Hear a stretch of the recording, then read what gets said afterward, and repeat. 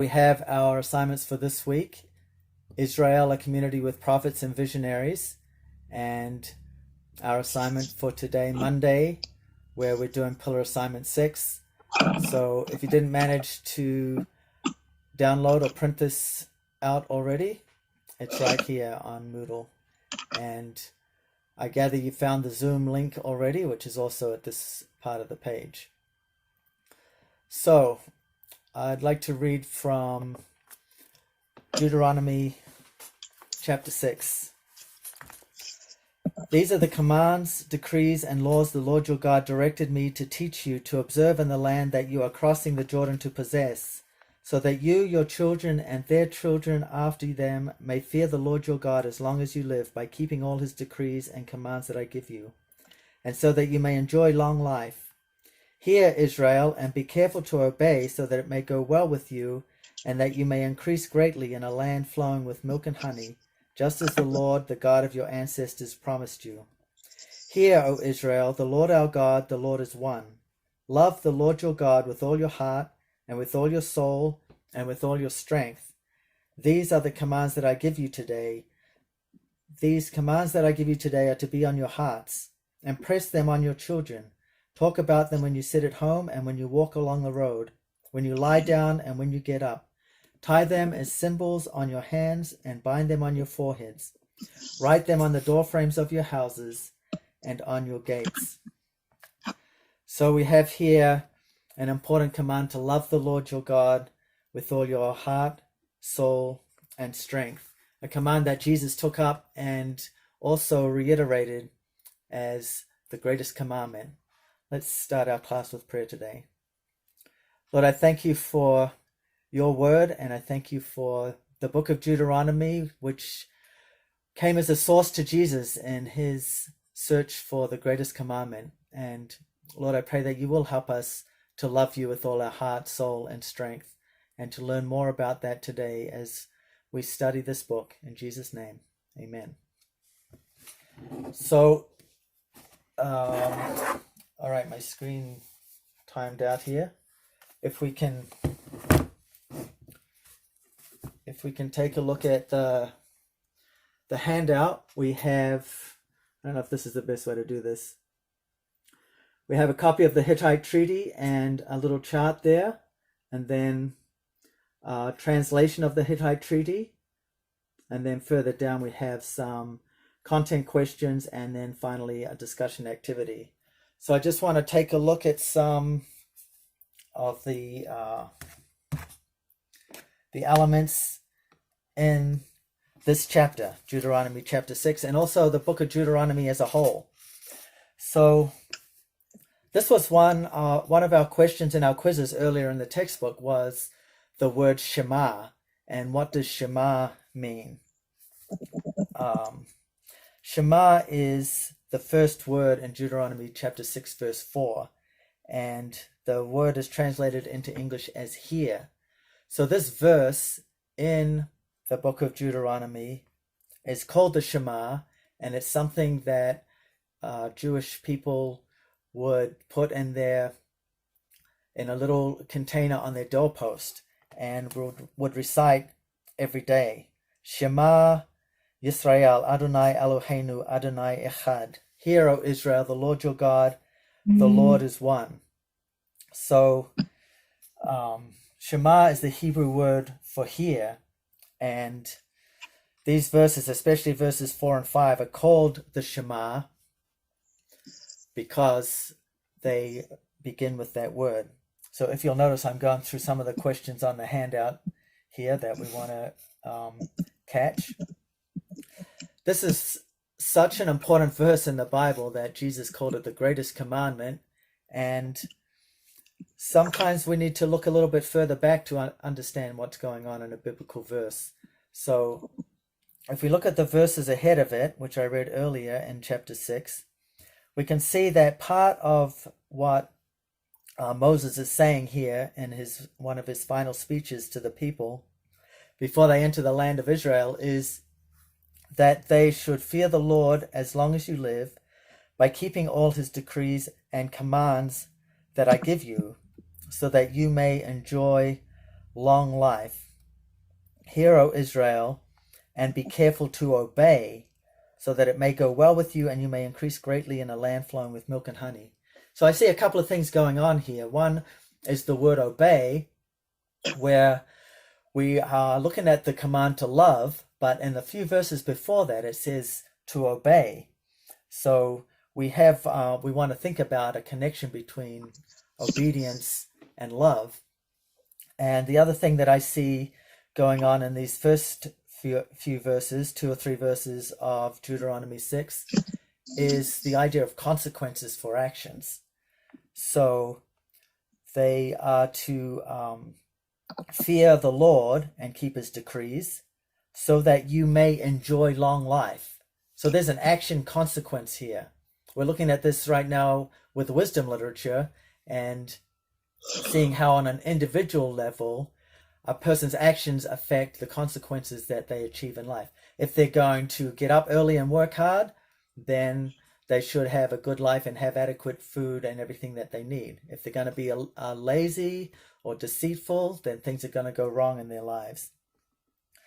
So also in verse 3, hear and be careful to obey, so that it may go well with you and you may increase greatly in a land flowing with milk and honey. So there's a positive outcome from obedience to God. It's not just, well, I should keep a bunch of rules because somebody said so, but it goes along with some good consequences. Good things happen when we obey God, because he was the one who ordered the universe, and he's the one who knows how the universe works, and he knows the kind of behaviors that are going to lead to good results. So the other thing here is obedience, and my computer keeps timing out. The connection between obedience and love was found in Jesus' teachings also. In John 14:15, Jesus says, if you love me, you will keep my commands, you will obey me. So we have a situation here where Jesus connects love and obedience. So that's kind of maybe something new about the concept of love, that we don't necessarily usually connect love and obedience. So we may have some reconsideration of what we think of love from these words. I want to point out also that that word Shema, the first word of verse 4 here, is also understood as obey in Hebrew. So to hear God isn't just to listen and to understand, but it's to put into practice, to actually do it. If a parent might be talking to a child and say, you're not listening, you don't hear me, because obviously physically they can hear and they can listen, but if they don't do what the parent says, then it's not really hearing. So hearing and obeying go together. There's something that surprises me about the command for love in verse 5 of Deuteronomy 6, and that is that we don't usually think about something as something you can command, as love is something that you can command. Do you ever go up to somebody and say, love me? Like, hey, like me, think I'm cute. That's not our concept of love. If we think of love as an emotion, something that you feel, it's not really something that you can control. It's not something that you can command. You can't tell somebody else to do it. So here we do have a command from God to love, and that's surprising, and it's a clue to us that the Bible isn't really using the word love in the sense of emotion. God isn't commanding people to feel a certain way about him. He's commanding them to do a certain thing, to take certain action, specifically to obey the law. And if you look back in Deuteronomy chapter 5, you'll see that the Ten Commandments are part of the context of this chapter. So chapter 6 says you're to love God. Chapter 5 says don't kill, don't steal, don't murder, don't commit adultery. All of those actions that that make up the definition of obedience to God. So we have to consider then, if love's not primarily an emotion in the biblical sense, then what is it? It's obedience to a command, but deeper than that, it's a commitment. It's a commitment to somebody in a relationship, and specifically in this case, a covenant relationship. And a covenant is an agreement between two people. And this just in from Gabrielle. She's proud of me for checking my email, so I'm doing great. Thanks for that. So our definition of love has to be nuanced in the biblical sense to involve a commitment between two parties. And that's deeper than emotion, because feelings can come and go, but a commitment is something that doesn't just come and go. Once you make a commitment to love God, to obey Him, or a commitment in marriage or commitment in any relationship, then that's not something that's going to come and go. It's solid. So the commitment to love God, to obey Him, to be in a covenant with Him is unpacked a little bit in verse 5, as Deuteronomy 6 says that we should love the Lord your God with all your heart. So if our definition of love needs to be nuanced a little bit to involve commitment, would it be surprising that the Hebrew Bible is using the word heart in a slightly different way than we usually mean heart? If I say heart in culture today, not talking about the physical organ in your body, but if I'm talking about my heart, last Christmas I gave you my heart, then I'm talking about my emotions, how I feel about you, my feelings. In the Hebrew Bible, however, feelings are usually described with guts or some other organ, liver or kidney or something like that. So heart is more the mind, the way of thinking. So heart is like the brain. They didn't have a concept of what the brain could do. They didn't know what the brain did. So if you know anything about Egyptians, when somebody died, one of the things they did to prepare them for the afterlife, where you'd think you'd need to be able to think and reason, was to suck their brains out and throw them away. Like, as far as they knew, brains were useless. They didn't do anything. You could use them to tan a hide. That was it. So instead, they thought of the heart as the place where you think. So when the Bible says heart, substitute it for mind. And did you notice already that when Jesus quoted this verse, he didn't say, love the Lord your God with all your heart, soul, and strength. But he said, love the Lord your God with all your heart, soul, strength, and mind. So he kind of translated that Hebrew definition of heart into the Greek understanding of mind. And so we're to love the Lord your God with all your mind, your thinking, your decision making, your will. And as we can see from the first few verses of the chapter, those decisions have consequences. Love the Lord your God with all your soul. Once again, the Hebrew Bible concept of soul is a little bit different from what we think of. We kind of tend to think of the abstract inner being, the real me. But in Hebrew, the word soul means life, or even self. So love the Lord your God with all yourself, with all your life. And then love the Lord your God with all your strength. So in Hebrew, this is an adjective. It means a lot. But the translators couldn't say, love the Lord your God with all your a lot. That doesn't ring in English. So they use the word strength instead. But translate that for a moment in your head. Love the Lord your God a lot. Love him to the max. Love him with everything. So these three things aren't three separate parts of us, the heart part and the soul part and the strength part. It's a way of saying that we should love the Lord with everything that we have, with our whole beings, with our thinking, with our actions, our decisions, with our effort, and with our whole life. So I kind of see this, I definitely see this as a central verse in the book of Deuteronomy. It's central for the whole Bible, right? To be in a commitment with God, to love Him, to be in a relationship with Him where we obey Him, and not just a feel-good relationship, but really an important relationship where we trust Him with our lives and everything that we have. So this is central to the book of Deuteronomy, and I want to look at another feature of the book of Deuteronomy today, and I can see that starting the Zoom meeting early had a downside because my meeting time's going to run out in 1 minute. So probably it'll run out and then I'll restart it. So hang with me across the gap because I want to explain this activity a little bit.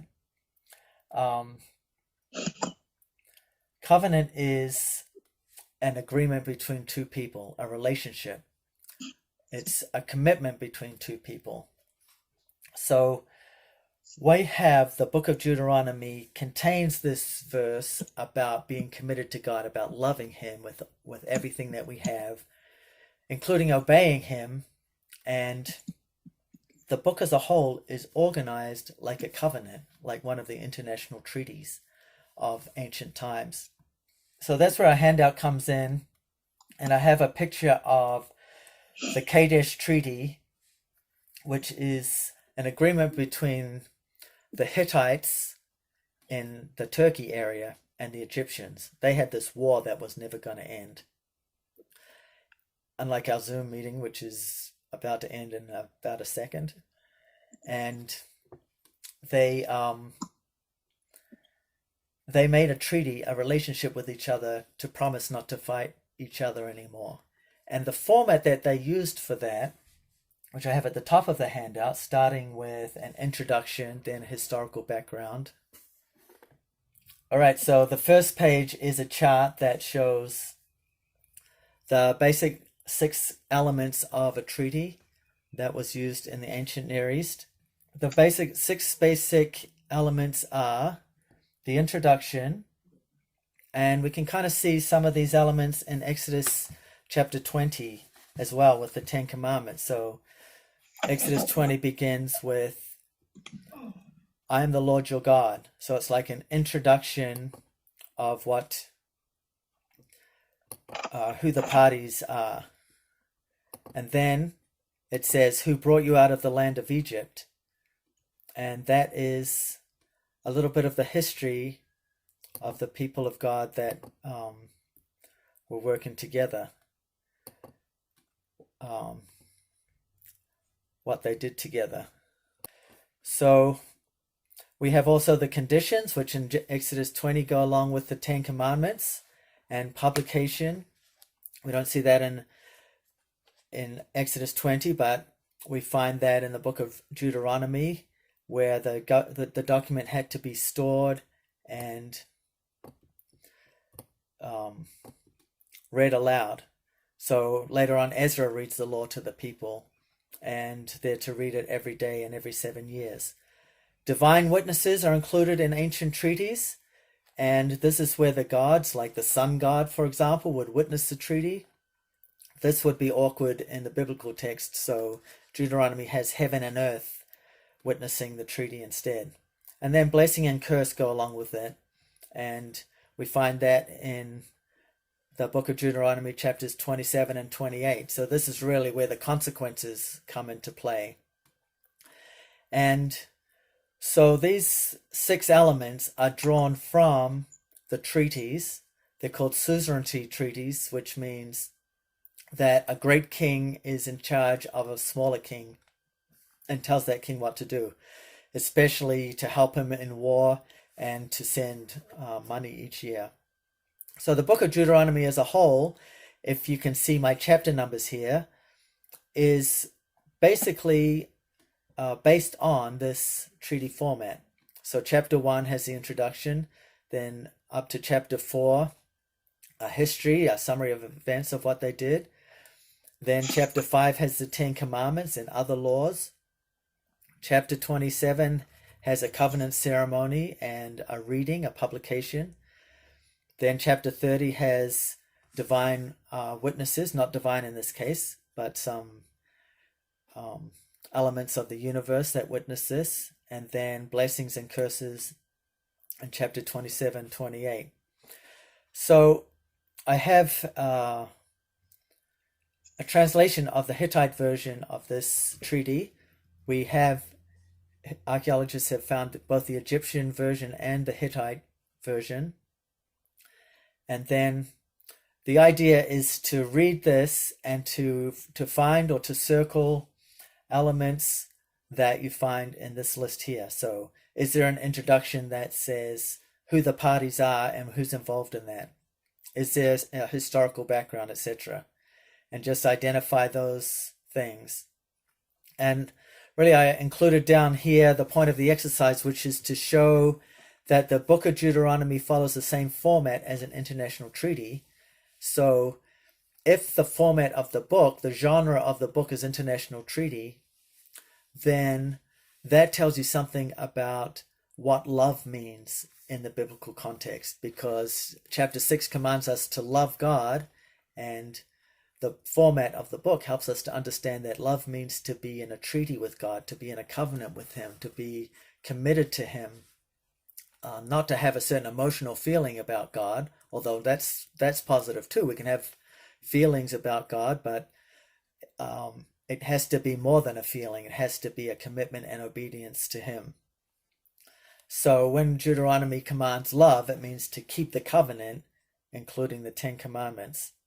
So what I'd like you to do is to either on a downloaded copy or on a printed copy, identify those elements and mark up this page with it, and then also answer these content questions that we have below also, and then there's the activity at the end.